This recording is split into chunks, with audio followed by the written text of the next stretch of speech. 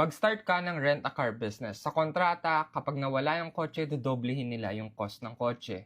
So, akala nila for safety purposes lang. However, papalagyan mo ng GPS yung kotse mo. For your safety reason lang din. Pero yung GPS na yun yung pantatrack mo para ikaw mismo yung kakarnap ng sarili mong kotse. Ngayon, tingin nung nag-rent sa'yo, nakaharnap yung kotse. Anong ibig sabihin nun? Dodoblehin nila yung cost ng kotse mo. For example, yung Vios na 600k, gagawin nilang 1.2 million. Imagine in a day na doble mo na agad yung cost ng kotse mo. So, bili ka na ulit ng bagong Vios. Ang puhunan mo lang sa negosyong to, isang Vios, GPS, at walang konsensya. Pero syempre, lagi mong tatandaan yung tagline natin na huwag kang magiging greedy kasi doon ka na mahuhuli. Kapag lumago ka na sa ganong sistema, like nagkaroon ka na ng 6 na Vios for rent-a-car, edi mag-legal na business ka na, gawin mo na talaga siyang totoong rent-a-car.